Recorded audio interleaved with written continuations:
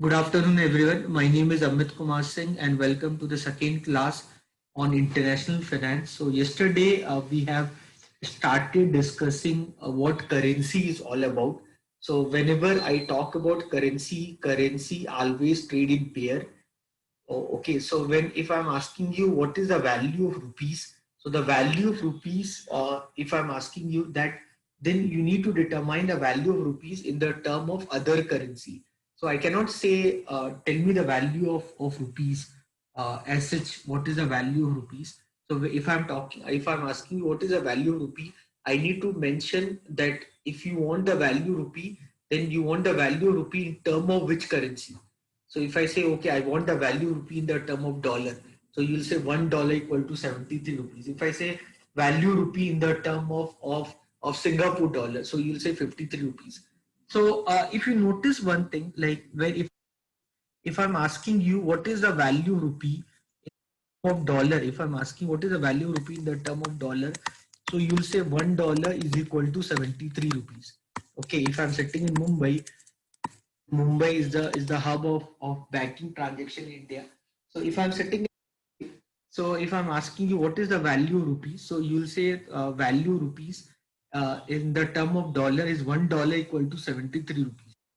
Okay. Similarly, if I ask you what is the value rupee in the term of Nepali rupee, okay, I don't know what is the value of one Nepali rupee with respect to Indian rupee. So I'm just guessing. Suppose that is 1.5 rupee. So suppose that is 1.5. So that means how will I write this? So I'll write 1 Indian rupee is equal to 1.5 Nepali rupees. Okay, if I'm sitting in Mumbai. So if you notice one thing, when I'm asking you what is the value rupee in the term of dollar, so then you are saying $1 equal to 73 rupees. But if I'm asking what is the value of rupee in the term of Nepali rupee, so then you're writing 1 rupee is equal to 1.5 Nepali rupee. So now the very important thing you need to understand here is that we always write currency. Whenever we write currency, whenever we currency, so whenever we talk about currency, we always write currency as one unit of foreign currency, one unit of stronger currency, one unit of stronger currency is equal to how many units of weaker currency, how many units of weaker currency. So whenever I'm writing currency, this is the usual terminology, or this is the usual mathematical logic what we follow to write currency. So we always write currency as one unit of stronger currency is equal to how many units of weaker currency. Okay, you never see anyone telling you $1 is 1 rupee equal to one divided by $73, something like that. So whenever if I have to write 1 pound, so I'll say write 1 pound is equal to 93 rupees. One Singapore dollar is equal to 53 rupees. One rupee equal to 1.5 Nepali rupee. So why? Because we always write, this is a usual terminology what we use to write the currency, where whenever we write currency, we always write currency as one unit of stronger currency is equal to how many units of weaker currency. That is the way how we write currency. I hope you are understanding. Now, if I'm sitting in Mumbai, so if I'm writing $1 is equal to 73 rupees, if I'm sitting in Mumbai and if I'm writing $1 is equal to 73 rupees, or if I'm sitting in New York, I'm writing $1 is equal to 73 rupees. If I'm sitting in New York is the financial hub in the international market. So in the international market, London, in the maximum financial transaction happens in London, followed by New York, followed by Tokyo. So if I'm sitting in Mumbai, I write $1 is equal to 73 rupees. Or if I'm sitting in New York, I write $1 equal to 73 rupees, because we always write currency as one unit of stronger currency is equal to how many units of weaker currency. So this way of notation in Mumbai, if I'm doing this, is called as direct quote. If I'm doing in Mumbai, then we call this as a direct quote. While if I'm New York, I'll call this as an indirect quote. So you should know these terms. What is direct quote? What is indirect quote? So you should now, I have introduced two terms. One term is direct quote and the other term is indirect quote. So you should know the meaning of these two terms. One is direct quote, what is indirect quote? So what is direct quote? So if what do you mean by direct quote? What do you mean by direct quote? Direct quote basically means 1 unit of foreign currency, 1 unit of foreign currency is equal to how many units of domestic currency. So this is called direct quote. Direct quote basically means 1 unit of foreign currency is equal to how many units of domestic currency. This we called as a direct quote. So if you remember, if you're sitting in Mumbai, then dollar is your foreign currency and rupee is your domestic currency. While if you're sitting in New York, then dollar is your domestic currency and rupee is your foreign currency. So I hope you're understanding. So if so, these are just the names, so you can remember them. Like what is direct quote? So direct quote basically means 1 unit of foreign currency is equal to how many units of domestic currency. While what is indirect quote? While if I ask you what is indirect quote, if I ask you what do you mean by indirect quote? So the indirect quote basically means 1 unit of domestic currency. Indirect quote basically means 1 unit of domestic currency is equal to how many units of foreign currency. That means 1 unit of domestic currency is equal to how many units of foreign currency. So remember these two terms, what is direct quote, what is indirect quote and all. So just a theoretical understanding is more than important. The usual notation of representing a currency, that whenever we talk a currency always trade in pair.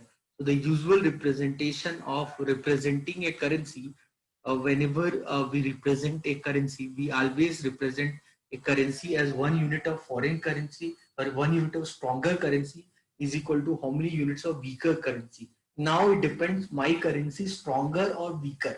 So if I talk in the term of Nepali rupee, so I'm assuming that one rupee is equal to 1.5 Nepali rupee. So here Nepali rupee is weaker than Indian rupee. So in India, if I'm writing Nepali rupee in the term of Indian rupee, then what I'm using? Then I'm using indirect quote.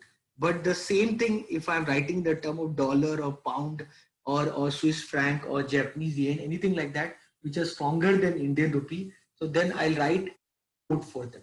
So I hope you understand the logic of direct quote. The usual notation is 1 unit of stronger currency is equal to how many units of weaker currency. That is a usual notation we write. So whenever you talk about currency, so currency basically it represent an economy. So whenever we talk a currency, so currency basically represent an economy. So whenever you see a value of a currency like dollar is equal to 73 rupees. So whenever you see a value of a currency, so the value of a currency, what you see like $1 equal to 73 rupees, when you see this value, so this value changes like $1 can be more than 73 rupees. If $1 become more than 73 rupees means dollar appreciate, it means dollar appreciate and rupee depreciate. So if dollar will appreciate and rupee will depreciate, then the export oriented companies will get benefit and the import oriented company will get de benefit. While if $1 become less than 73 rupees, so it means dollar depreciation, and rupee appreciation.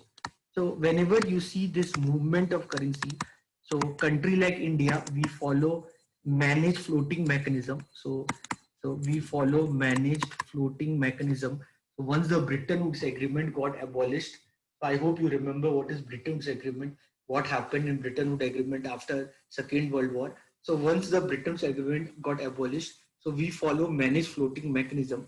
So when you see the value of dollar in the term of rupee, so either the dollar appreciate or either the rupee appreciate depending upon the demand and supply, depending upon what is happening in an economy with respect to the other economy.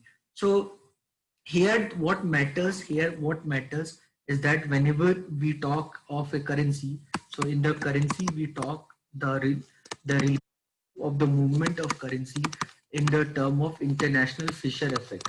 Yesterday, I have discussed about what is international Fisher effect. So, in the international Fisher effect, we studied that for no arbitration. So, for no arbitration, the interest rate differential between the two countries, for no arbitration, the interest rate differential between two countries, interest rate differential between two countries, the interest rate differential between the two countries should be equal to their inflation rate differential. So for no arbitration, the interest rate differential between the two countries should be equal to the inflation rate differential. Okay, so if the interest rate differential between countries, if that is equal to the inflation rate differential between the two countries, then there's no possibility of arbitration. While if they will not become equal, then there would be a possibility of arbitration. Okay.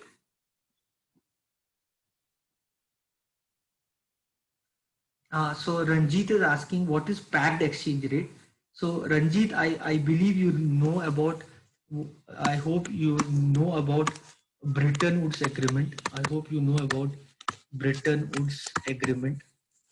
So before World War, the world was divided, and the purchasing power ability of different countries around the world before World War was basically the gold. So amount of gold reserve what you have, that used to determine the exchange rate of one country with respect to the other country. The whole world was dominated by Europe, particularly United Kingdom. Okay, so the whole world was dominated by Europeans, and around the world, the exchange rate which was determined around the world for the export and import purpose, that exchange rate was basically determined based upon the amount of gold reserve a country have with respect to the other country. Suppose India have 200 kg of gold, while China have 400 kg of gold, then it means that one Chinese yuan will be equal to 2 Indian rupee. Okay, suppose India has 200 kg of gold, but maybe Nepal have 300 kg of gold. It means one Nepali rupee would be equal to 1.5 Indian rupee. So the amount of gold reserve what one country had with respect to the other country, so that used to determine their exchange rate mechanism. So the we used to we from the long time we use fiat money based system. We use fiat currency. Fiat currency means every countries around the world, they use a printed note in the form of paper, which is authorized by the central bank of the country to be used as a medium of exchange. But that fiat money system, that paper used to determine its value depending upon the amount of gold reserve you have. So the amount of gold reserve which you have, that will determine your purchasing power ability in the international market. So that was scenario before Second World War. And once the Second World War got ended, the whole countries around the world got devastated. The only supreme power left around the world was USA, because USA, from the long time, USA supplies arms to both the parties which are fighting the war. USA never wanted to enter either First World War or Second World War. It was because of Pearl Harbor incident in Second World War, and it was after the Lusitania incident after the First World War that USA entered into the First World War. Till that time, USA was selling arms to both the parties which were fighting the world wars. They're fighting with each other, and that way the USA used to do business with them, and that way the USA build up huge amount of gold reserve with them. So once the Second World War got ended, the only supreme power left was USA. So what USA did, USA all together different countries of the world, they all met in a place called New Hampshire. In the Britain Wood, there's a place called New Hampshire in USA, and they signed an agreement where they have fixed the amount of they have fixed the value of gold in the term of US dollar. So they said 1 ounce of gold is equal to $35. So they said that now only one supreme power left which have the maximum reserve of gold. So they said that now no country can determine the value of their currency. They cannot convert their currency with gold. Now there's only one currency which can be converted in the form of gold, that would be US dollar. So they created this body called IMF. They created this body called IMF, World Bank. So they created this body called IMF and World Bank, UNO and all. So what they did, they said that now there would be only one currency which can be convertible into gold, and gold can be converted into one currency, that is US dollar, where 1 ounce of gold will be equal to $35. And every country around the world, if you want to do business with other country, every country around the world, what they have to do, they have to maintain a quota with IMF. So IMF, they created a body called IMF, where every country need to maintain a quota with an IMF. 75% of the payment of quota should be done in the form of gold, and 25% of the payment of quota should be done in the form of own currency. Okay, and so depending upon the quota what you maintain with the IMF, depending upon that, your currency exchange rate will be determined based upon the other country currency rate. Imagine India has deposited 200 kg of gold, and China has deposited 400 kg of gold. So one Chinese yuan will be equal to 2 Indian rupee. So how the China will get gold? Because now after Second World War, only one country had gold, that is USA. So how the China will get gold? In order to get gold, China need dollar. How the China will get dollar? China will get dollar either with direct trading with USA, or by doing indirect trading with USA here or there, but they need US dollar. Once if they get US dollar only, then they can buy gold. Once they buy gold, then only they can maintain a quota with an IMF, and then appreciation or depreciation till 5% of the quota is okay. You can appreciate or depreciate your currency maximum plus minus 5%. Beyond that, you need to take IMF currency, IMF permission. So every country around the world, they followed fixed pegging mechanism. So under Bretton Woods Agreement, fixed pegging mechanism means you have to fix the value of your currency with respect to the other currency depending upon the amount of gold reserve you are maintaining with IMF, the quota what you are maintaining with IMF. So that ultimately is to determine the value of your currency. So this was Bretton Woods Agreement. You can type in Google about Bretton Woods Agreement. You can read about Richard Nixon, who was the president of USA, who abolished Bretton Woods Agreement in 1973. So you type, read about Bretton Woods Agreement. What is Bretton Woods Agreement? It's for subject like international finance. Every student, they should know what was Bretton Woods Agreement, what happened in Bretton Woods Agreement. Everyone read about Bretton Woods Agreement. So why it collapsed? So you have to read about why in 1971, why Richard Nixon collapsed the Bretton Woods Agreement. So all that you need to study this. To understand history, to understand finance, to understand economics, you need to study Bretton Woods Agreement. So read about Bretton Woods Agreement. Okay, so I hope you, Ranjit, I gave you the answer for the problem what you asked me. Now, so whenever we talk about exchange rate mechanism, so for no arbitration, the interest rate differential between the two countries, that should be equal to the inflation rate differential between the two countries. Talking about the concept of inflation rate, yesterday I have discussed about purchasing power parity model.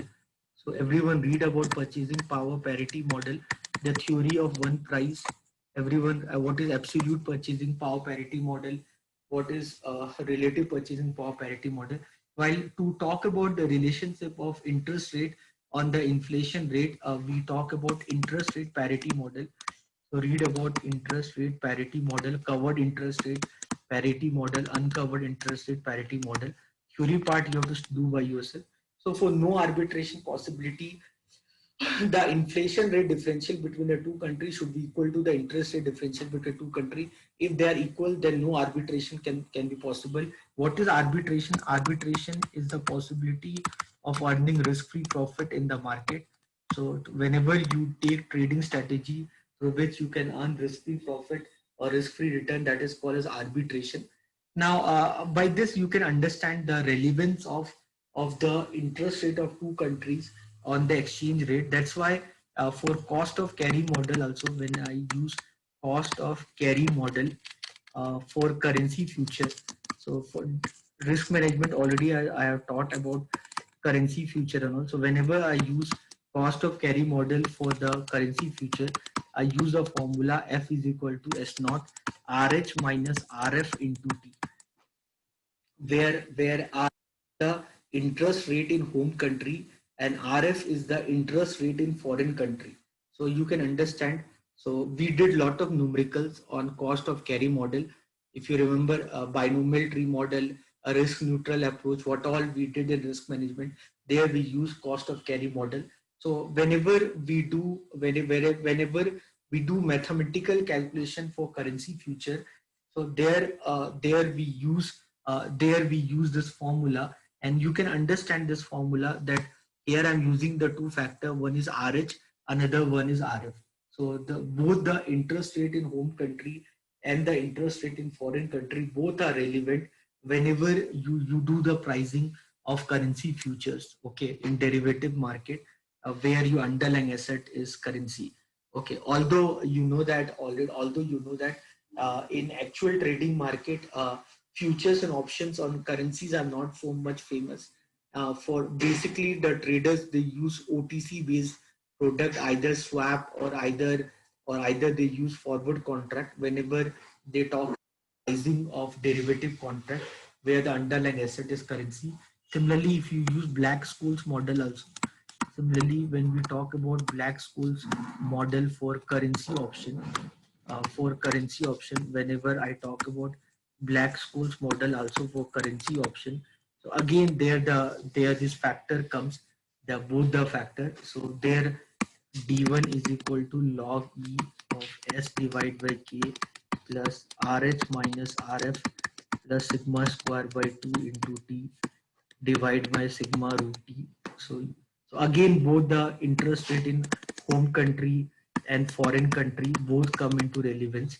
So I'm just telling you where the premium on call option. So the premium on call option, that is S e to the power minus RF into T, and D1 minus e to the power minus RH into T, and D2, while premium for put option, if you calculate the premium for put option, k e to the power minus RH into T, n minus D2 into S e to the power minus RF into T, n minus D1.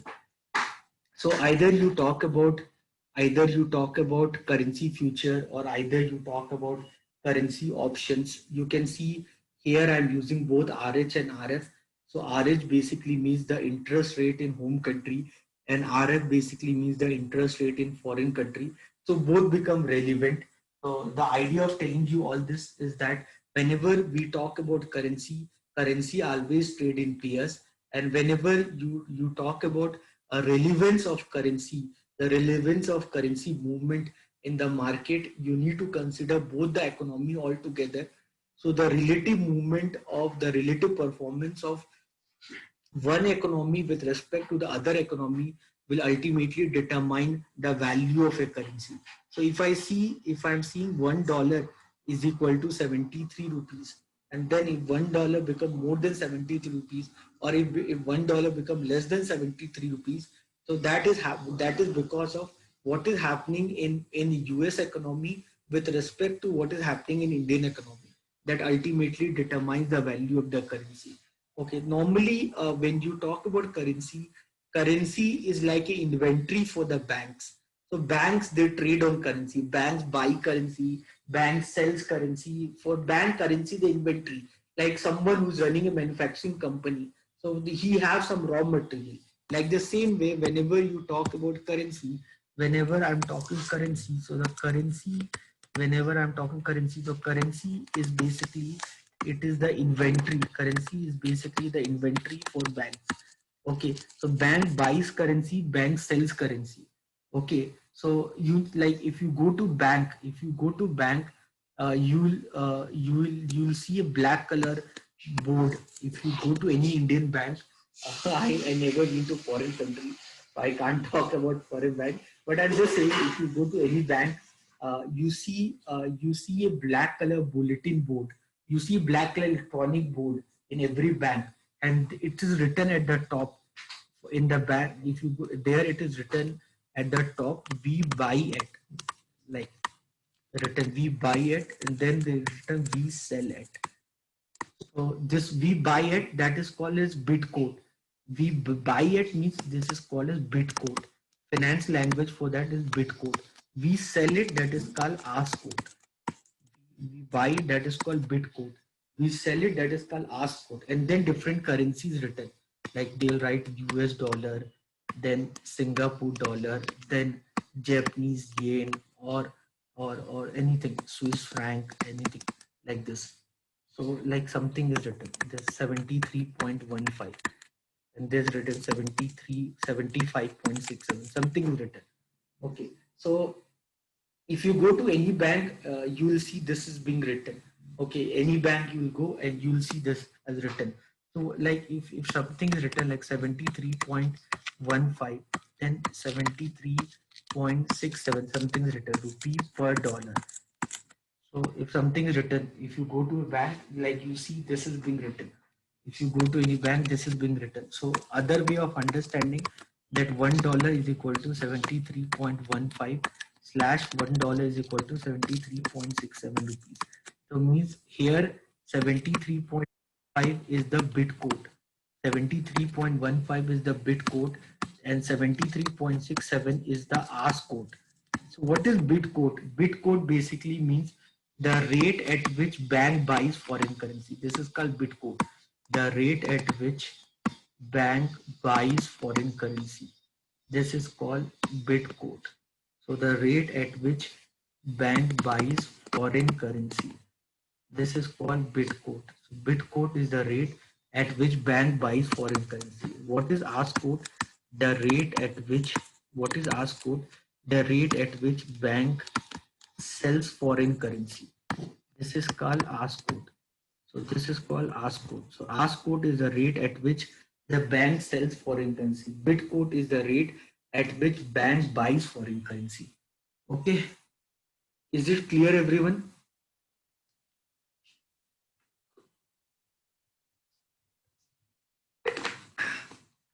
So bit code is the rate at which bank buys foreign currency. Ask code is the rate at which the bit code is the rate at which bank buys foreign currency. Ask code is the rate at which bank sells foreign currency. Okay, so suppose Amit want to go to USA. Okay, and Amit came to bank with 50,000 rupees. Okay, Amit came to bank with 50,000 rupees and said that I want to go to USA. Suppose Amit is there or not, or he went away, or he's there. Normally Amit don't attend class more than 5 minutes, but today he is there. So suppose Amit want to go to USA, and Amit came up with 50,000 rupees to the bank, and Amit said, I want to go to USA, so give me dollar. Okay, so give me dollar, because in if once Amit go to USA, Amit can't use their Indian rupee, or because if you go there, he need to convert. Okay, either he need to convert in India, or either he need to convert in USA. Probably if he convert in USA, he will pay more charges. So it's better to convert in India. So now if Amit go with 50,000 rupees to Indian bank, and so Amit will say, I want dollar. So at what rate they should give? So what rate should the bank should give? So this is the rate. This is the rate. Okay. So the first one what you see, this is called bit code. The first one what you see is called bit code. The next one what you see is called ask code. Okay. Always you should understand that the ask code is always more than the bit code. You need to understand the ask code is always more than the bit code. Okay. Yeah, because that is the profit what the bank is making. You understand, for bank it's like a currency. For bank it's like an inventory. Bank do business. So bank buy. So bank buy $1. Bank buy $1 at 73.15, and bank sells $1 at 73.67. The difference is the profit for the bank. So the difference what you see is called a spread percentage. The difference what you call is see is spread percentage. The formula for that is ask quote minus bid quote. Ask quote minus bid quote. divide by ask quote into 100. Very important, write it down everyone. For exam point of view, this is very important for me. So the difference between them is called spread percentage. So spread percentage basically measures the liquidity of the currency. So spread percentage basically measures the liquidity of a currency. How liquid is the currency? So if the currency is more liquid, spread percentage would be less. If the currency is not so much liquid, the spread percentage would be more. Okay. So suppose Amit went to the bank with 50,000 rupees and Amit want dollar. So to use Amit need dollar. So what rate the bank will give dollar? So bid quote is the rate at which bank buy foreign currency. Ask quote is the rate at which bank sells foreign currency. So $1, at what rate the bank will give to Amit? $1 they'll give to Amit at 63.67 rupees. So means with 50,000 rupees, how much dollar Amit will get? Amit will get 50,000 divided by 73.67 dollars. So Amit will get this much dollar. Okay, so Amit get this much dollar. So with this much dollar, Amit will go to USA. Amit will enjoy and Amit will come back. So once Amit will come back, once Amit will come back, so now suppose Amit left with $12. Once Amit are back to India, now Amit left with $12. Okay, now again Amit go to the bank to convert the dollar into rupee, because in India you cannot use foreign currency. If you remember Madhuri Dixit, Adnam Sami, many times they are being asked by police and other institutions, because what they were telling, they are telling that I am doing performance here, but don't give me payment here. Give me payment in dollar in my country. Are you understanding? Because you know that Madhuri Dixit, she lives in USA now. So whenever Madhuri Dixit comes to India, she do some performance, something she do in India. If they'll pay them in rupee, then Madhuri Dixit then had to convert the rupee into dollar in her USA. So what Madhuri Dixit did, Madhuri Dixit, so uh, so 1 minute. So what Madhuri Dixit need to do? So the Madhuri Dixit, because she need dollar to use in USA, so Madhuri Dixit told uh, uh, okay, so what Madhu Dixit will say that okay, fine, no problem. You give me in dollar.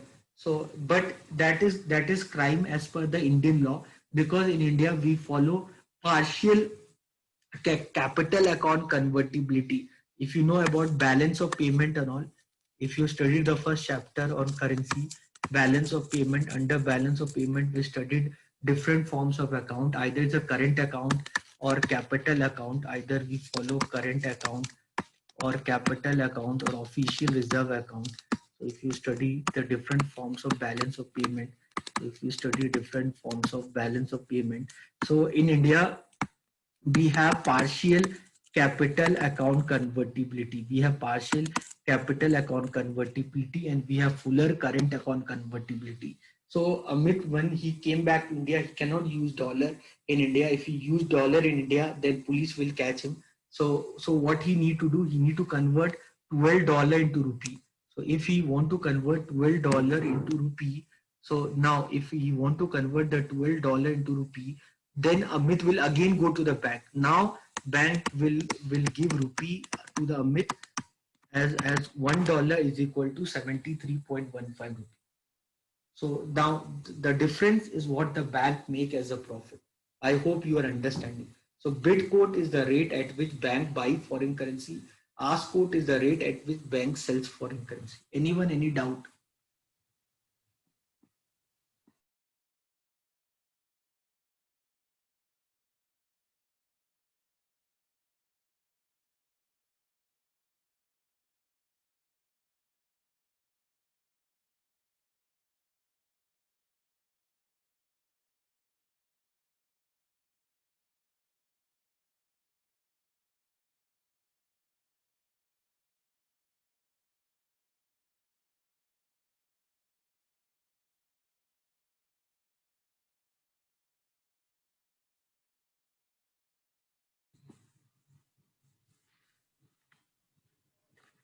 Abid, Darshar, Borisha, Daddita, Rajit, Roja, Sadhya, Badad, any doubt, anything you want to ask,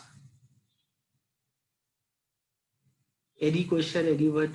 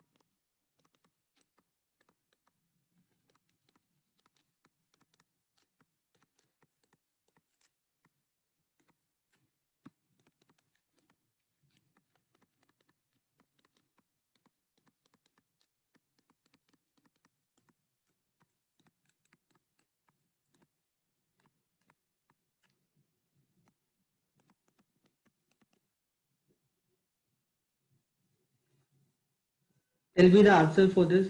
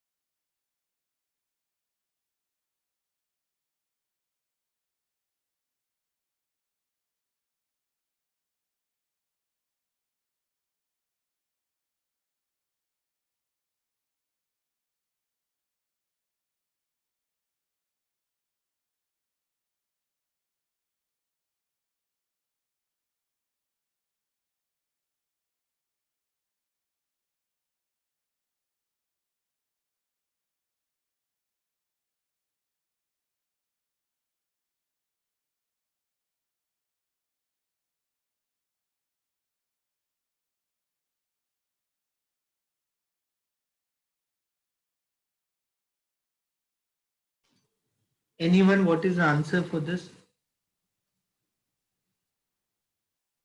The formula for spread percentage, the formula is ask quote minus bid quote divided by ask quote into 100. This is the formula. So I gave you the spread percentage as 12. Ask quote I have to determine, bid quote is 73 rupees. Okay, ask quote we don't know, into 100.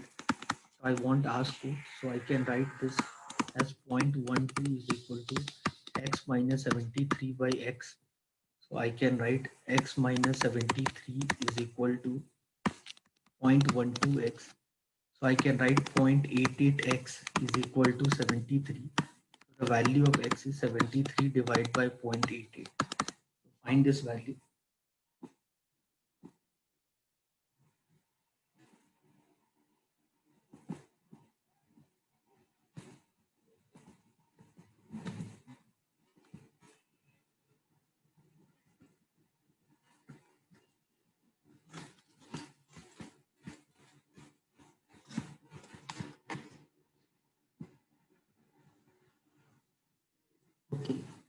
So you understood this. So this is basically this is just a problem I shown you. Hmm. Hmm. So I hope you understood this. Now I hope no one have any doubt on this part. Till now everyone is clear. Okay. If you want anything, please ask me.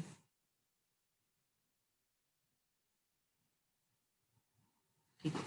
The next thing what we need to understand here, the next thing what we need to understand here is called cross rate mechanism. The next thing we need to understand here is called cross rate mechanism. So cross rate mechanism basically means that suppose suppose Madan is going to Argentina. Okay, so or maybe Madan is going to Mexico. Suppose Madan is going to Mexico. Now Madan is going to Mexico to because Madan is very rich person. So Madan can go anywhere in the world. So Madan for vacation purpose, Madan is planning to go to Mexico. Okay. Now so Madan went to bank with his money. So Madan has a lot of money. So Madan went to 50,000 rupees or maybe 50 crore rupees, whatever. So Madan went to 50,000 rupees to the bank. Okay, and Madan said that I need Mexican peso because in order to spend in Mexico, Madan need Mexican peso. Now how the Madan will get Mexican peso? Because once the Madan go to bank, the bank told him that $1 is equal to 73.15 slash 65. Like many times it written like this. Many times you go to bank, they will show you like this, or they will show you like this. They will show you in exam also you'll get question like this, written like this. So what this mean? What this mean? This mean just suppose this is written like this, and then is written something like something some values. I'm simply showing 43.65 slash 89. Okay, 89. It is written like this. Something written like this. So now Madan went to bank. Suppose Madan went to HDFC Bank, HDFC Bank of Kingeri, opposite to Surana College, next to Surana College CCD. There's a HDFC Bank is there on the main road. So Madan went to that bank and Madan went to his money. So Madan went to rupees in that bank, and when the Madan saw the black color bulletin board there, so there the exchange rate of dollar with rupee is given, then the exchange rate of dollar with Mexican peso is given, but there is no exchange rate of rupee with Mexican peso is given. Okay, so because hardly, I'm just giving an example. Okay, so I'm just giving an example because hardly suppose hardly Indians do trade with Mexican peso. So by default, as such, the exchange rate between rupee with Mexican peso will not be given to you. Okay, that won't be given as a highlighted to you. Okay, so what we use normally here, we use here something called vehicle currency. We use something here called vehicle currency. So dollar is normally used as the vehicle currency. Normally dollar used here as a vehicle currency because dollar is the most liquid currency in the world. So the maximum financial transaction around the world happens in the form of dollar. Okay, so with dollar, the exchange rate of every other country is there. So what I'll do, I'll use basic maths of, because if I know $1 equal to this much rupees and $1 equal to this much Mexican peso, so automatically I can determine one Mexican peso equal to how much Indian rupee, or one Indian rupee is equal to how much dollar. I hope you can understand it. Okay, so here what we do, we follow cross rate mechanism. So in cross rate mechanism, so if you see like this, what this mean? This means $1 is equal to 73.15 is the bid code, and 73.65 rupees is the ask code, and then $1 is equal to 43.65 is the bid code, and 43.89 Mexican peso as the ask code. Okay, now by looking at this, you know that Mexican peso is the stronger currency than Indian rupee. by looking at this, I hope you can easily understand basic maths. You can easily understand that the Mexican peso is stronger currency than Indian rupee. So I will determine one Mexican peso is equal to how much Indian rupee. What I'll do, I'll determine one Mexican peso is equal to how much Indian rupee. So if this is equation 1 and this is equation 2, so what I can do, I can write one Mexican peso is equal to how much dollar. If I write one Mexican peso is equal to how much dollar, so one Mexican peso would be 1 divided by 43.89 slash 43.65 dollar. Okay.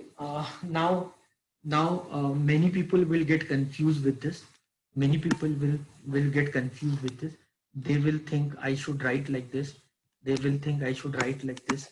1 divided by 43.65 slash 1 divided by 43.89 dollar. But you need to understand this is wrong. You need to understand this is wrong. Why this is wrong? Because if you use your basic maths, I told you your ask code should always be more than your bit code. I told you ask code should always be more than bit code, because bit code is the rate at which bank buys, ask code is the rate at which bank sells. So the bank should sell always at higher value than the rate at which bank buy. And if you notice this basic maths, you know that 43.89 is bigger than 43.65. So 1 divided by 43.65 will be bigger than 1 divided by 43.89. Basic maths. So with this, so the law of economics, because in economics everyone do business for profit. So law of economics will not working here. So this is not the way you should write. So how you should write? You should write, when you are writing, you should write one Mexican peso if you're writing. So here one Mexican peso is equal to 1 divided by 43.89 slash 1 divided by 43.65 US dollar. Okay. So now this is correct equation 3, and equation 1 is $1 is equal to 73.15 slash 73.65 Indian rupee. Now if you multiply them, so dollar will get cancelled. So it means one Mexican peso is equal to 73.15 divided by 43.89 slash 73.65 divided by 43.65 Indian rupee. So now you get the exchange rate between Mexican peso and Indian rupee. So now you got the now you got the exchange rate between Mexican peso and the Indian rupee. So you just need to divide. So 73.15 divide by 43.89. So that will give you 1.67 slash this is 73.65 divide by 43 uh, 43.65, that is 1.68 Indian rupee. So now you got the exchange of one Mexican peso with respect to rupee. Clear? Anyone have any doubt?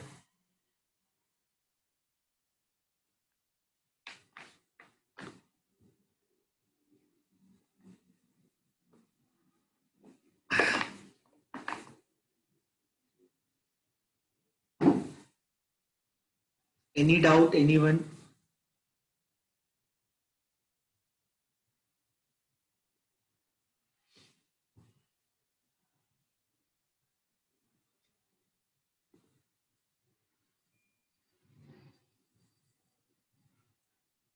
So now we'll solve the question. Previous year question came on this concept.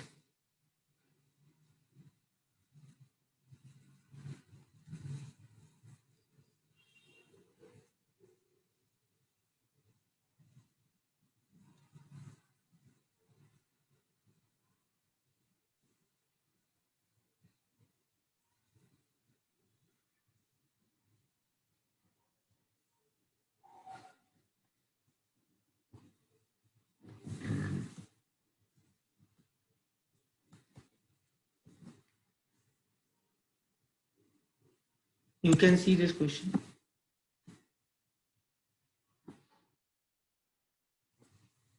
So you can see this question.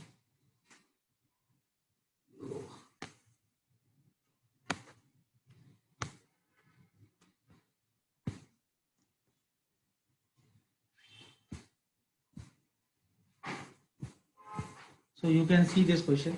Find the cross rate of Swiss franc in India. So given that here $1 is equal to 67.07 slash 67.32 Indian rupee, and here it is given 1 Swiss franc is equal to 0.7662 slash 0.7703 US dollar. Okay, so what you need, you need cross rate of Swiss franc in India. So you know that dollar is the vehicle currency. You know that dollar is the vehicle currency. So dollar should be in opposite side. Now, if you multiply them, if you multiply them, dollar and dollar will get cancelled. So you can say 1 Swiss franc is equal to 67.07 into 0.767762 slash 67.32 into 0.7703 Indian rupee. So you can say 1 Swiss franc is equal to,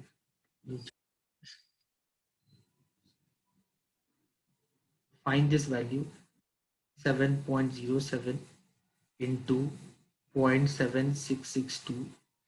So that will give you 51.389 slash then 67.32 into 0.7703 means 51.856 Indian rupees. That's it. This is your answer. So dollar you use as a vehicle currency, and now if dollar is in opposite side, you can cancel it because what you are looking for. You want 1 Swiss franc is equal to how much rupee. So how much rupee means the rupee should be in other side, and you are talking the term of 1 Swiss franc that is given already. So you don't have to do anything.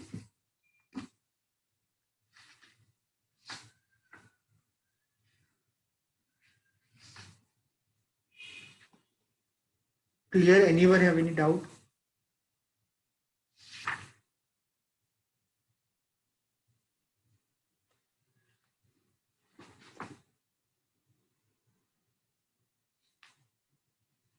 Clear everyone? So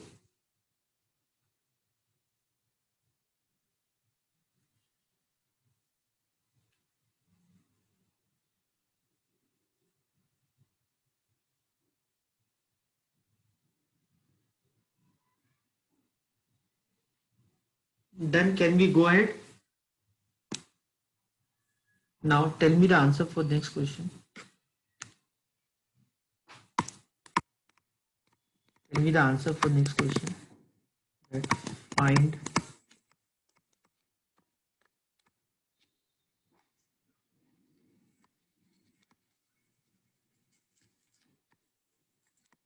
exchange rate. Find rupee per euro exchange rate if it is given 43.93 slash 43.95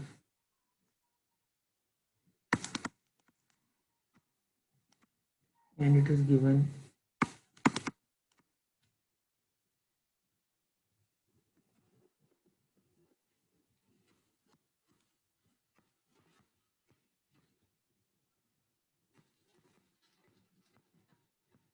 okay. This question everyone, tell me the answer for this question.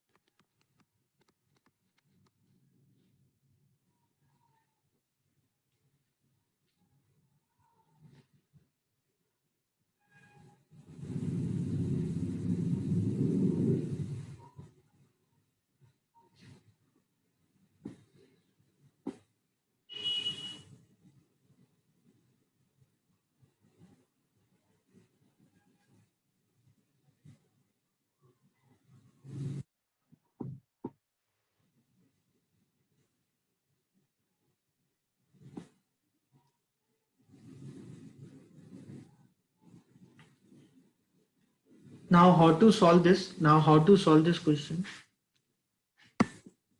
So you want 1 euro, right? You see your output. What you want?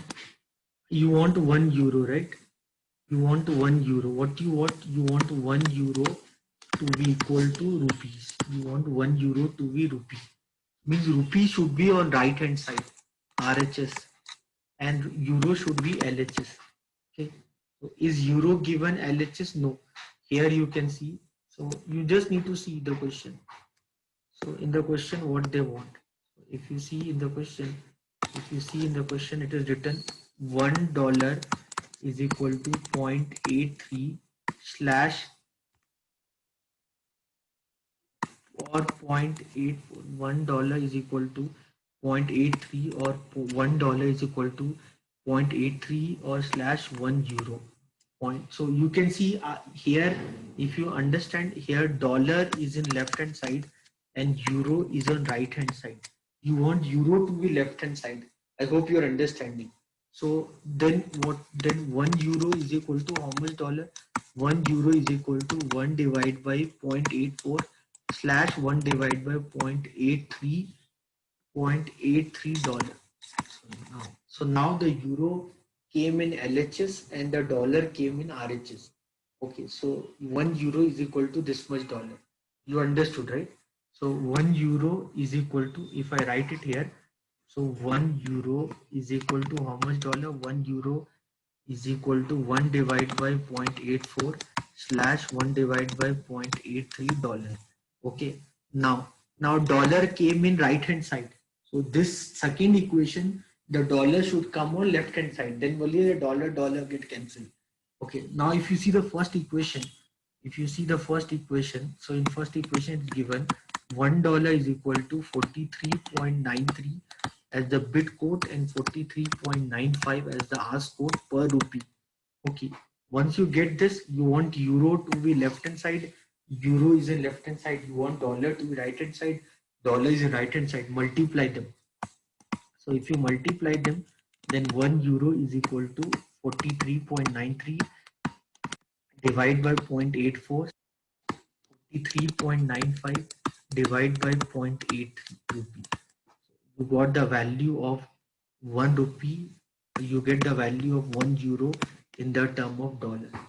Sorry, in the term of rupee. So 1 euro is equal to, so 43.1 euro is equal to 43.93 divided by 0.84, that is 52.29, that is 52.29 slash, so then 43.95 divided by 0.83, that is 52.95, 52.95 rupees. So you got the exchange rate. Very easy. Basic maths. That's it.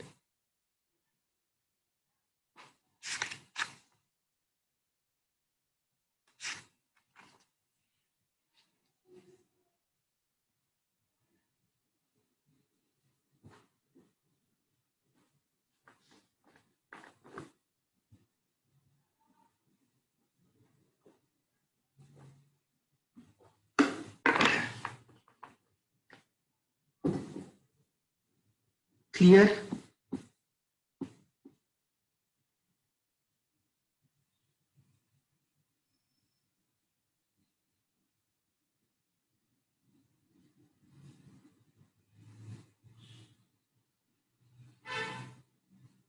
Clear everyone? Now see the question paper.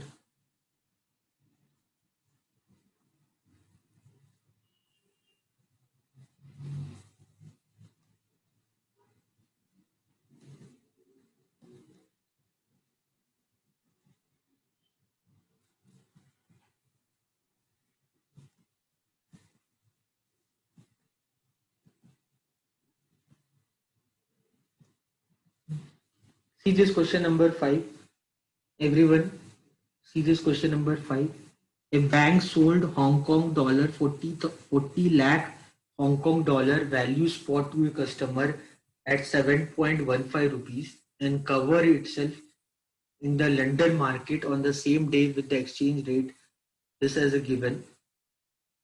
So you are required to calculate the rates and ascertain the gain or loss in the transaction. Ignore brokerage. You have to show the calculation for exchange rate up to 4 decimal point. Everyone, try this question. Everyone, how will you do this question?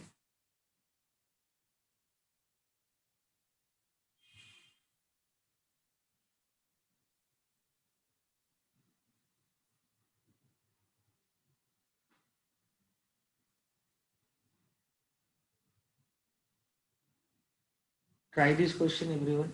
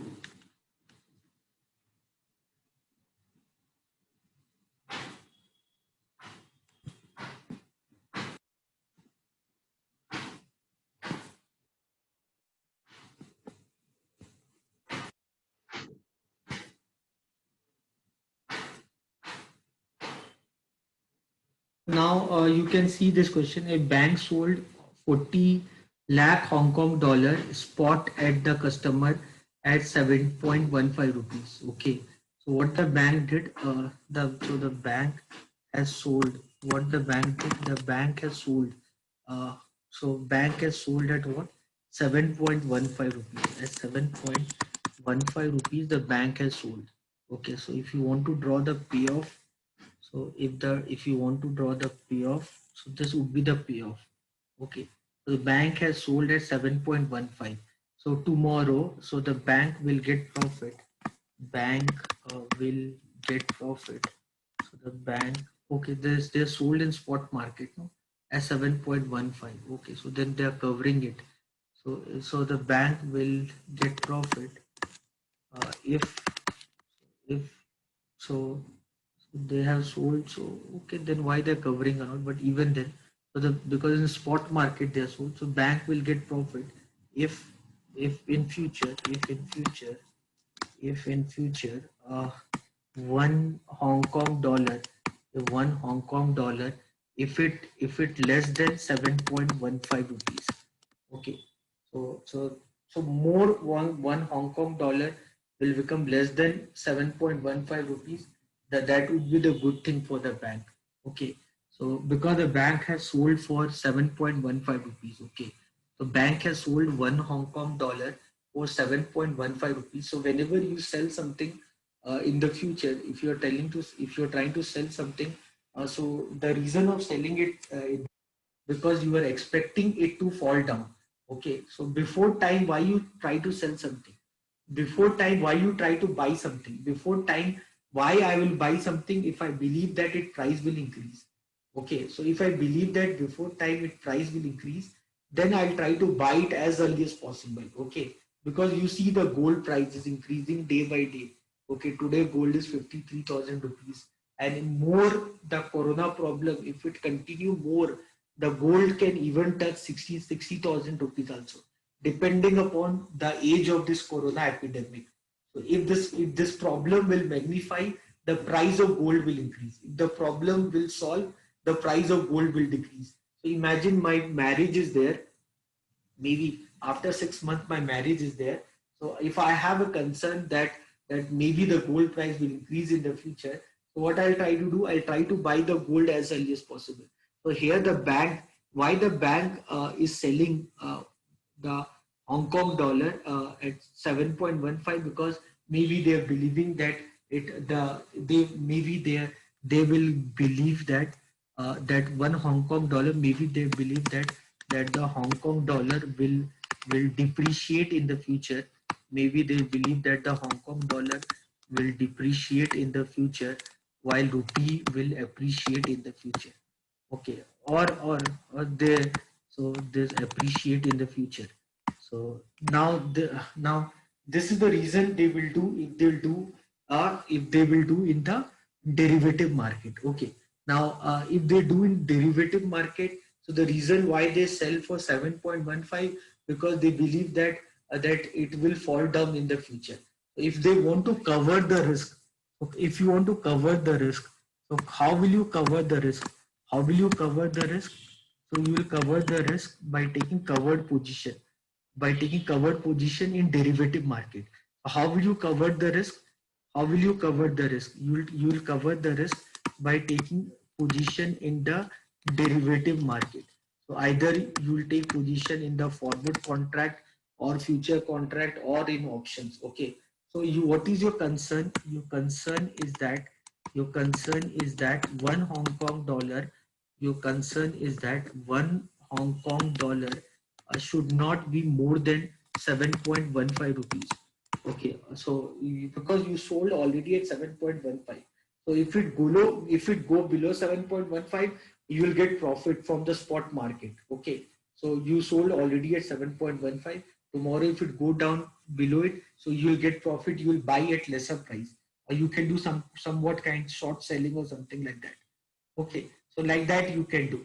Okay, so then you can do that. So in derivative market, what is your concern? Your concern is that one Hong Kong dollar should not be more than 7.15 rupees. Okay, so it should not be more than, means it should not increase. So if the price should not increase, so how will you do that? So what is the position you can take in the derivative market? So the position what you can take in derivative market is that you can take long position. You can take long position on currency future. You can take long position on currency future or in forward currency. So currency forward, you can take long position there because price should not increase, or in derivative market, bullishness, it should not increase. So means you will take long call or you can take short put. These things you can do in derivative. These things you can do in derivative market to cover your position. To cover your position, what you can either take long position on currency future or long position on currency forward, or you can take long call or you can take short put. Okay, so these all are the strategies what you can do. I hope you're understanding. So these all are the strategies what you can do. So we'll try to solve the problem based upon these strategies, what you can do in the market. So what all strategies you can do in the market, we'll try to solve the problem based upon these strategies, what all we can do to get the answer for a problem. So to solve the problem on currency market, it is very important that you should be good with the concept of derivative. If you're good with the concept of derivative, because it is an application of derivative only. Okay, so he sold already 40 lakh Hong Kong dollar at 7.15 rupees. Now he came to London market. So in London market, he saw one US dollar is equal to 7.9250 slash 7.9290 Hong Kong dollar that he saw. Then next thing is written that one US dollar is equal to 55 slash 55.20 rupees. Okay. So now this is the exchange rate what is given to you. Now what is if you understand this this bank, the bank has sold one Hong Kong dollar. The bank has sold one Hong Kong dollar for 7.5 rupees. So in order to cover his risk, in order to cover his position, what he has taken, where he has sold one Hong Kong dollar for 7.5 rupees, the bank is coming to the London market and taking position. So here the bank should know the relationship between Hong Kong dollar and Indian rupee. So the Hong Kong dollar should come on left hand side and Indian rupee should be on right hand side. So now the same exchange rate I can write as one Hong Kong dollar is equal to 1 divided by 7.9290 as a bit code, and 1 divided by 7.9250 US dollar as the ask code. Okay, and then I can write 1 US dollar is equal to 55 rupees as a bit code and 55.20 rupees as the ask code. Now if I multiply them, dollar dollar will get cancelled. So I can say 1 Hong Kong dollar is equal to 55 divided by 7.9290 slash 55.20 divided by 7.9250 Indian rupee as the ask code. So I can say 1 Hong Kong dollar is equal to, you can divide 55, you can do 55 divided by 7.929. This is 6.9366, 4 decimal they want, and then 55.2 divided by 7.925, this is 6.9653 rupees. So this is the exchange rate you will get. So this is the exchange rate what you will get. I hope you understood this now. Anyone have doubt on this?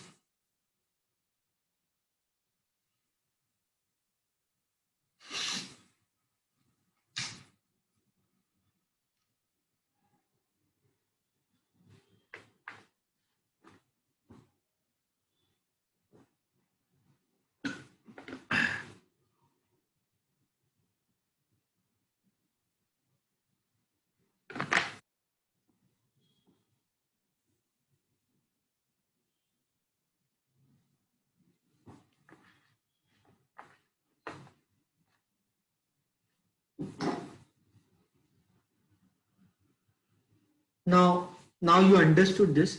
Now you understood this. Now you got the exchange rate. So 1 Hong Kong dollar. Now this bank, this person, this bank who sold 4 lakh, who sold 40 lakh, not 4 lakh. This bank who sold 4 lakh, oh, sorry, this bank who sold 40 lakh Hong Kong dollar. Okay. Now this bank, in order to cover his position, now when he come to the London market, so he got this as exchange rate. This bank got this as a exchange rate because London is the hub of the interbank transaction. So in London is the hub of interbank transaction. So the money market transactions what we do in London, that we represent the exchange rate, that rate of borrowing and lending in the money market, that we represent, that benchmark rate is a LIBOR. LIBOR stand for London Interbank, London Interbank Offer Rate. So that is the very important benchmark rate what we use in the international environment. While in India we use MIBOR, Mumbai Interbank Offer Rate. When we do the problem on swap and all, we use LIBOR as a floating interest rate. Okay, now coming back this question. So you know that 1 Hong Kong dollar is equal to this much. Now this person, now this person has sold, okay, this person has sold 40 lakh Hong Kong dollar. So to cover his risk, what he'll do, to cover his risk, so the bank will buy, because bank has sold 40 lakh Hong Kong dollar. To, if they want to cover this risk, what the bank will do, will buy, bank will buy 40 lakh Hong Kong dollar in the London market, in the London interbank market, Okay. Now the question arises, at what rate will they buy? So here it is given. Here it is given one Hong Kong dollar is equal to this much. Okay, and 1 Hong Kong dollar is equal to this much. Okay, this much as the bid code and this much as the ask code. Okay, at this much rupees. Okay, so what is bid code? Bid code is the rate at which bank buys foreign currency. Ask code is the rate at which bank sells foreign currency. So at 1 Hong Kong dollar, at what rate the bank will give to this bank? For the 1 Hong Kong dollar, the bank will give to the London bank will give to this bank at 6.9366 rupees. Okay, so you need to understand this. So you need to understand this at no, sorry, my mistake. So they will give at, they will give at 9.6.9653 rupees. Okay, so you need to understand that part. So you need to understand for the bank how the bank will make more money. Okay, so how the bank will get more money, you need to think in the term of bank. Okay, so if here, so what rate should they, one Hong Kong dollar. Okay, so they want one Hong Kong dollar. So one Hong Kong dollar, so 40 lakh Hong Kong dollar is equal to how much rupees? Okay, so one Hong Kong dollar, so question can come in your mind that one Hong Kong dollar, should they sell at 6.9366, or one Hong Kong dollar should you sell at 6.9653? At what rate will you sell? At what rate will you sell? Where you will make more money? Think. When you will buy, you will buy at this rate. When you will buy, you will buy at this rate. When you will buy, this is the bid quote. Bid quote means the rate at which the bank buy. So the bank will buy at the bid quote and the bank will sell at the ask quote. So you want one Hong Kong dollar, so they will sell you at this quote. You want one Hong Kong dollar, so they'll sell you at this rate. You want to buy, they'll buy at this rate. You understand? No? So here, so they will do transaction at what rate? They will do transaction at 6.9643. So 40 lakh Hong Kong dollar. So at this, so they will do at what? So this value would be 40 lakh. So would be 40 lakh into 6.9653 rupees. Okay, so this much would be the rupee. Now do they ask for profit or loss? Okay, you have to show the calculation. You have to for the record to calculate the rate, ascertain the gain or loss. So what is the gain or loss? So they sold at 7.15. They sold at 7.15. This talking about this bank talking about this bank. Think about this bank. Think about this bank. Think about this bank. I'm talking about this bank. I'm talking about this bank. So this bank sold at 7.15. Okay, this bank sold $1, sorry, one Hong Kong dollar at 7.15, and it is going to the London market. And when it is going to London market, at what rate they are buying one Hong Kong dollar? So they're buying one Hong Kong dollar at what rate? They're buying at 6.9653. So they're buying at 6.939613. So what is the gain what they will get? What is the gain from the transaction? What is the gain they will get from the transaction? So the gain what they'll get from the transaction, that they sold at 7 point, they sold at 7 point, how much? 1 minute. Yo, how much? 7.15. They sold at 7.15. So and they're buying the same thing. They're buying the same thing at 6.9653. This much profit they'll get on 40 lakh. This much is their gain. So calculate this.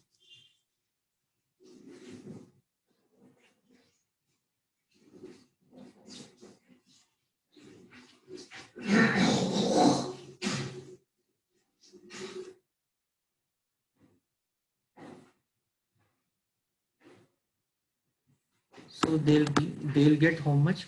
They'll get 7,38,800 rupees as their gain.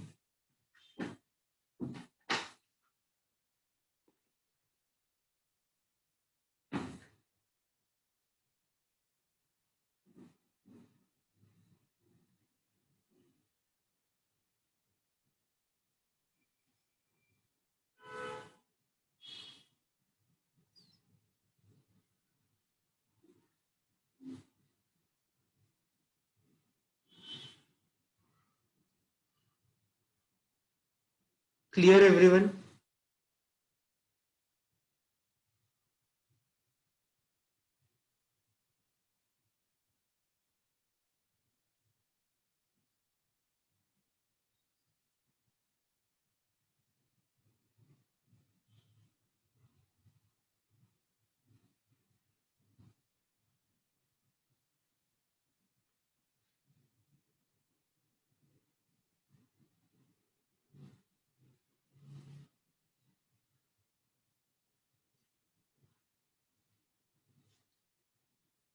Clear everyone? Anyone have doubt?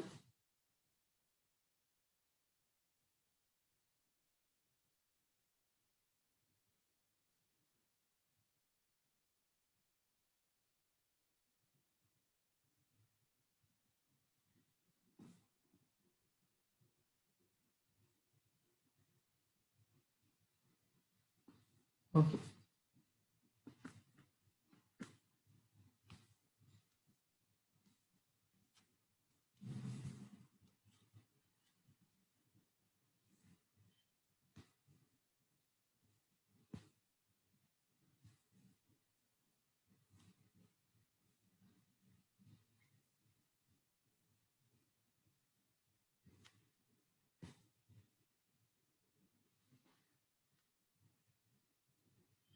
Now see this question number 5.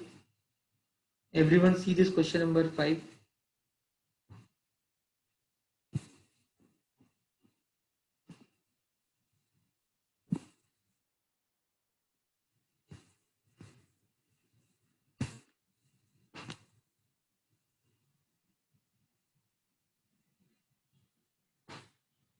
Everyone read this question, question number 5.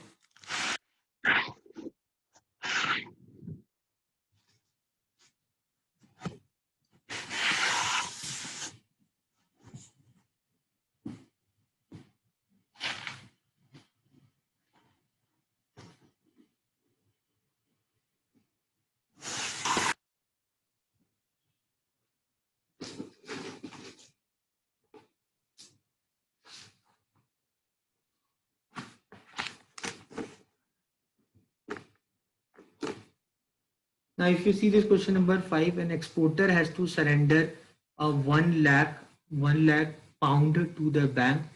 An exporter has to surrender 1 lakh pound to the bank. The rate of pound, so the rate of pound against the rupee is this much given. So the rate of pound as per the rupees is given, that 1 pound, how could I write pound? 1 pound is equal to 97 slash 97.15 rupees. Okay, so an exporter has to surrender 1 lakh pound to the bank. The rate of pound as per the rupees given to you. If the bank charges a commission of 0.25%, and if the transit time fixed by RBI is 20 days, and the rate of interest charged by the bank is 10%, find the net proceed to be credited to the exporter account. So if you see this question, if you see this question, if you see this problem, so here, if you understand transit time, what do you mean by transit time? Transit time is basically when you talk about export finance, when we are studying export finance. So export finance is all about the transactions, what one country do with the other country. So there, when we see the role of importers and exporters in that, so the transit time is that, like the time interval between you send your good, like you went to Mumbai seaport, you went to Mumbai seaport, and you packed all the goods to be exported, and now you ship left the seaport. Okay, then it will reach the other country after certain days. Okay, so it will reach the other country after certain days. Once it reach that country after that date, then the other country person will receive the good, and then they will make you payment. So this total time gap is the transit time. Okay, so normally as per the RBI recommendation, the maximum transit time is 90 days. Okay, so if you are sending your goods to Iraq or Mexico or Colombia, if you take more than 90 days, also no problem. RBI gives a maximum window of 90 days. So in that, the if you want, you can study instruments like letter of credit, bill of lading, all that you can study to understand about export finance and all, to understand that in much more better way. So I will not go into that level to talk more about export finance. So I believe in other subject, definitely you would have studied export finance.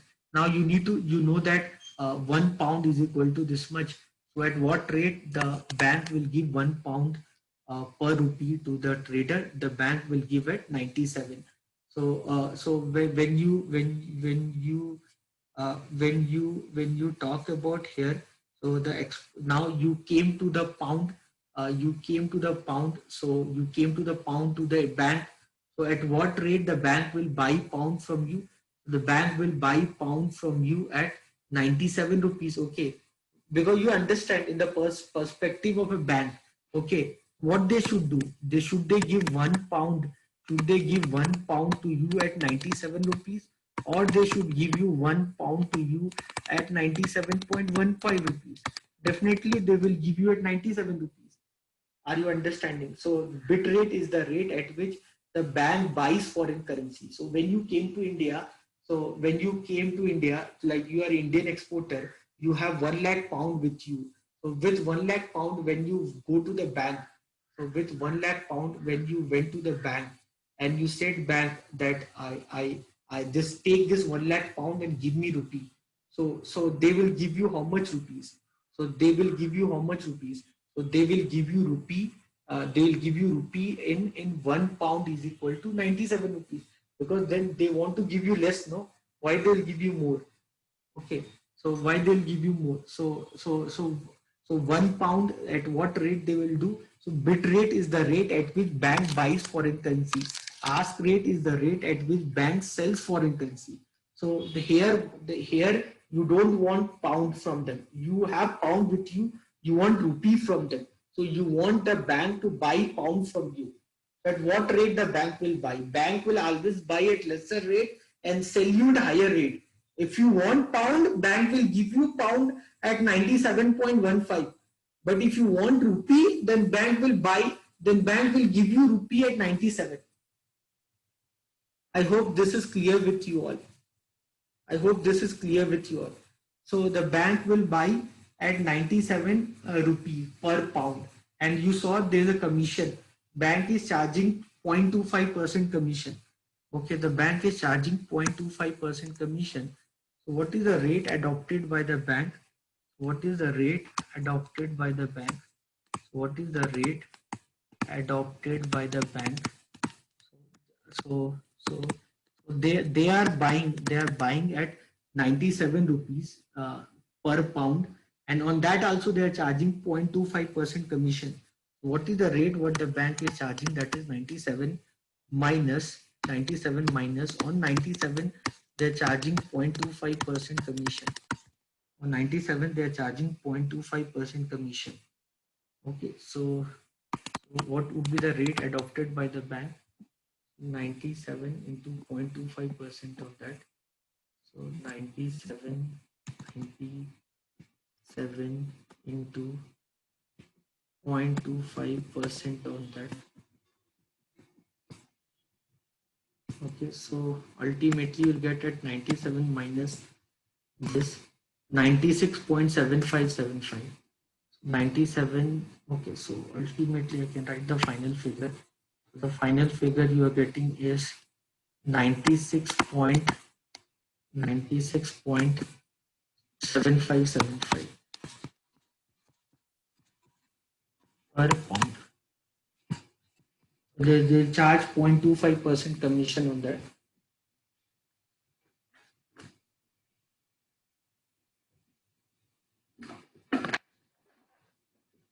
So what is the total amount you will get?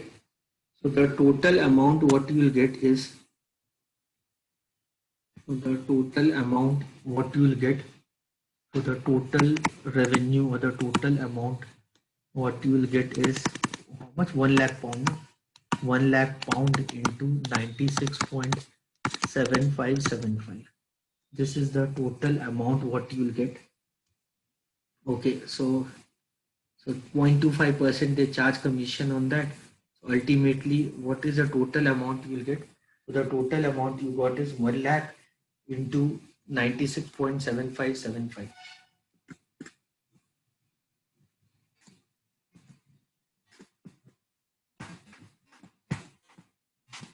So this is the total amount you got.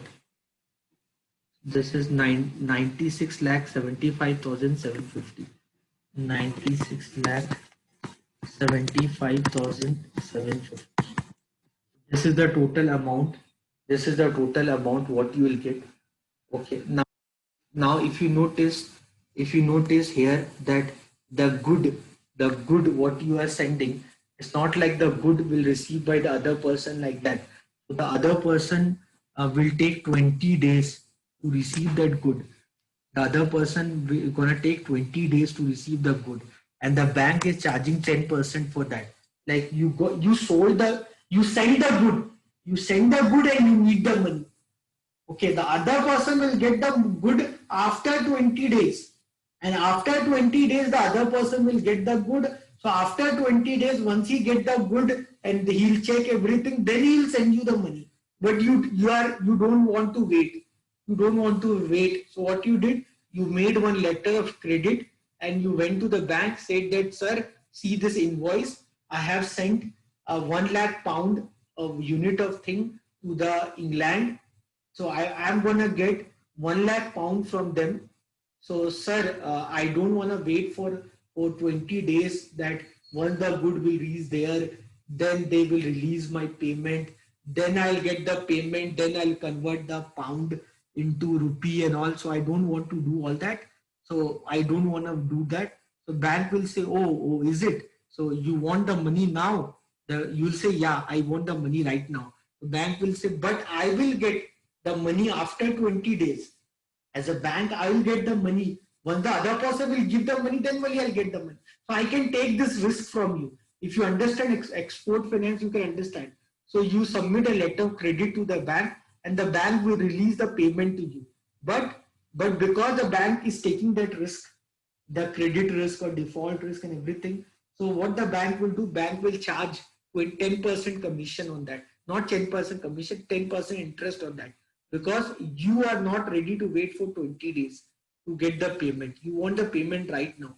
The other person in the UK will get the good after 20 days and he will give the payment after 20 days, but you want the payment right now.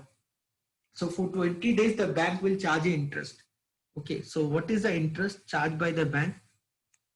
So what is the interest the bank will charge? So 10% is the interest per annum the bank is charges. Always the interest is quoted per annum. So what is the interest charged? So the interest charged is 10%. Interest charge is 10% per annum for 20 days. 20 days. So on the net proceed. So on the net proceed. So the value of interest. So the value of interest is equal to, so on this money, on this 96 lakh, on this 96 lakh 75,750, the bank will charge 10% interest, okay, for 20 days. And 1 day has, so I'm assuming 1 year means 365 days. So for 20 days, if for 365 days per annum means, you know that per year. So for 365 days, if they are gonna charge 10% interest, so for 20 days, what will be the interest? So you can calculate this. So you can calculate this. This will get cancelled. You can calculate this. This is 4 divided by 73. Just all gone. So this is 967575 into 4 divided by 73.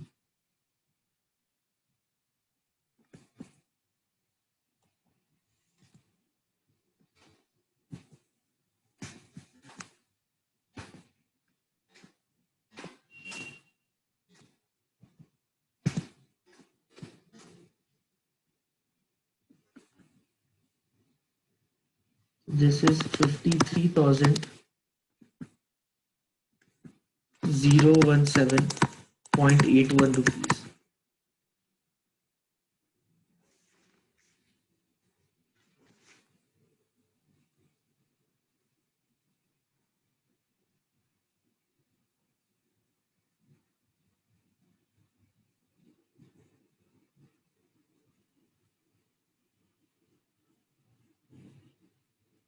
So what you can do,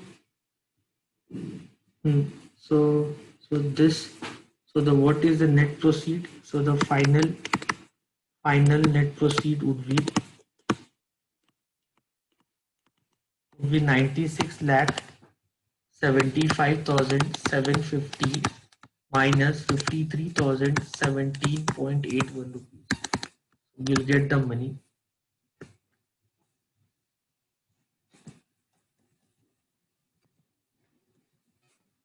96 lakh 22,732. 96 lakh 22,000 96 lakh 22,732.19 rupees.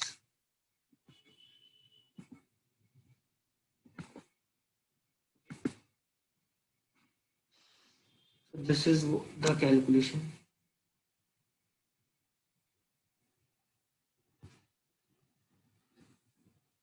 Tell me if anyone have any doubt. Anyone have any doubt? Any question you want to ask?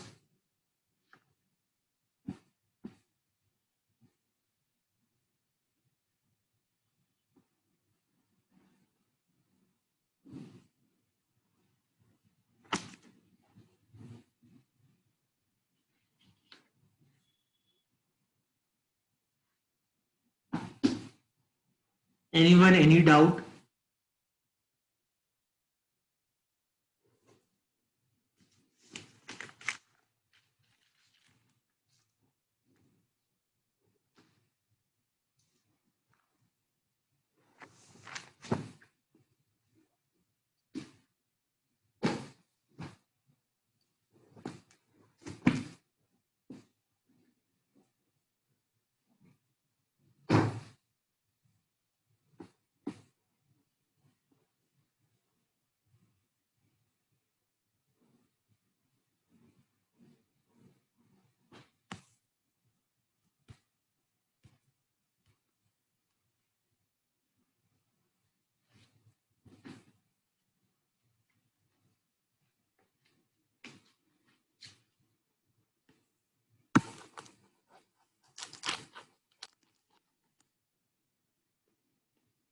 See Ranjit, a 1 pound, the exchange rate given as 97 slash 97.15 rupees.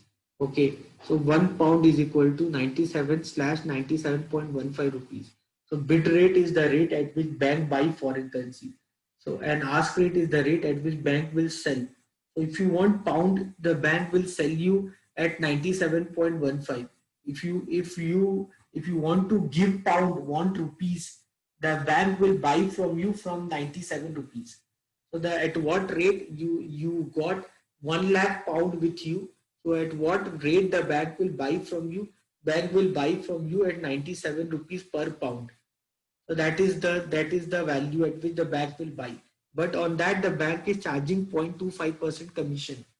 So on this the bank is charging 0.25% commission. The bank charges a commission of 0.25%. So once you do the adjustment of 0.25% on this, so then the rate is actual rate what is coming is 96.7575.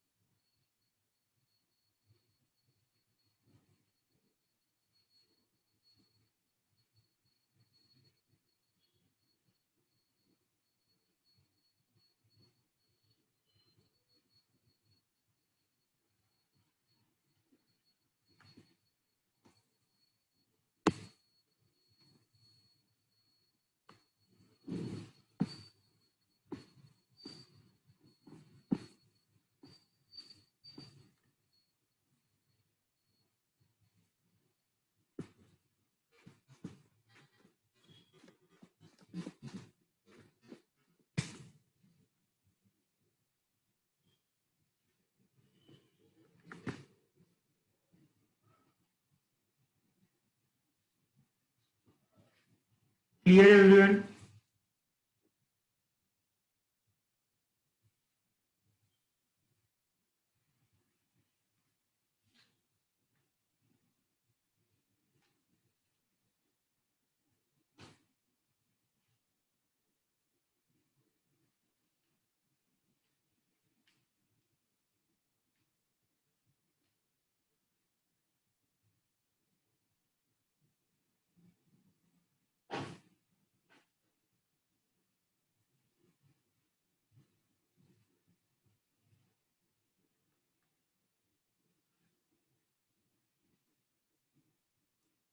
Done? Any doubt? So this much for the today class. Will continue tomorrow.